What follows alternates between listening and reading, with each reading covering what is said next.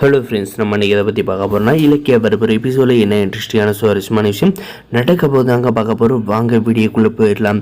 இந்த ஆஞ்சலியும் சிந்தாமணி சேர்ந்து எவ்வளோ தான் தில்லுமூல் பண்ணாலுமே வசமாக நம்முடைய இலக்கிய கிட்ட மாட்டிக்கிறாங்க. வேறு வழி இல்லாதே பார்த்தீங்கன்னா மறுபடியும் நம்முடைய பைரவிக்கு கால் பண்ணி ஆண்டி நான் உங்களை மீட் பண்ணுவோம், தயவு செஞ்சு நீங்கள் எனக்கு ஹெல்ப் பண்ணி ஆகணும், நீங்கள் நேரில் வாங்க அப்படின்ற மாதிரி சொல்லி கூப்பிட்றாங்க. கூப்பிட்ட பிறகு பார்த்தீங்கன்னா நம்முடைய பைரவி கிட்ட ஆண்டி நல்லா இருக்கீங்களா அப்படின்ற மாதிரி கேட்டதுக்கு எங்கே நல்லா இருக்குது, உன்னெல்லாம் என் வீட்டுக்கு மருமகளை கொண்டு வந்த பார்த்தியா, அதுதான் என்னை தலைகரகம் பிடிச்சிக்கிட்டு ஆடிக்கிட்டு இருக்கு அப்படின்ற மாதிரி சொல்கிறாங்க. அதுக்கப்புறம் பார்த்தீங்கன்னா ஆண்டி நானும் பெரும் பிரச்சனையில் இருக்கேன், என் கையில் சல்லி பைசா இல்லை செலவுக்கு, நான் என் அப்பாவோட ஃபிக்ஸட் டெபாசிட் 10 lakhs எடுத்து எப்படியாவது அந்த இலக்கிய அழிக்கிறதுக்காக முயற்சி பண்ணேன். ஆனால் அதுவுமே கண்டுபிடிச்சி அந்த பணம் எனக்கு கிடைக்கக்கூடாது பண்ணிட்டா.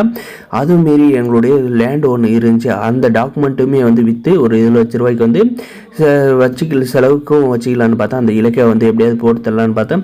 ஆனால் அதுவுமே நடக்காத. இலக்கியா அந்த டாக்குமெண்ட்டை எடுத்துகிட்டு போயிட்டா. தயவு செஞ்சு எனக்கு ஹெல்ப் பண்ணுங்கள், நீங்கள் எதோ எனக்கு பணம் கொடுத்து உதவுவீங்களேன், நான் ஏதோ ஒரு தொழில் செஞ்சு பொழைச்சிக்குவேன் அப்படின்ற மாதிரி சொல்கிறாங்க.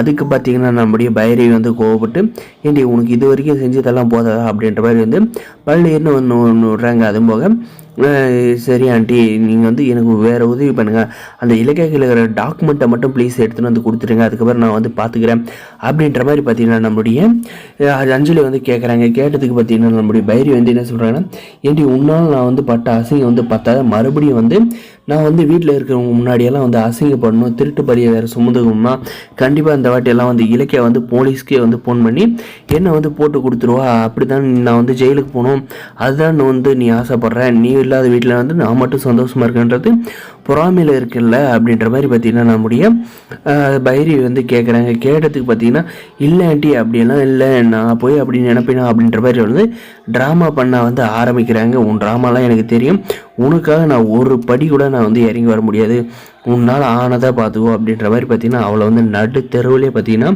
கேள்வி கேட்டு விட்டுட்டு அந்த இடத்துல நம்மளுடைய பைரவி கிளம்பி போயிடுறாங்க. எப்படியாவது நம்ம இலக்கியா வாங்க வேண்டிய அந்த அனாதாசிரமத்தை தடுத்து நிறுத்தணும் அப்படின்றது மட்டும்தான் அவங்களுடைய குறிக்கோளாக இருக்குது. அதை தடுத்து நிறுத்திட்டா பழையபடி கண்ட்ரோலுக்கு வந்துடும். நம்ம எப்படியாவது இந்த அஞ்சலி இவ்வளோ கெஞ்சிக்கிட்டே இருக்கா, இவ்வளோ மறுபடியும் வீட்டுக்கு கொண்டு அந்த இலக்கியாவுக்கு பதிலடியாக கொடுக்கணும் அப்படின்ற மாதிரி யோசிச்சுக்கிட்டே கிளம்புறாங்க.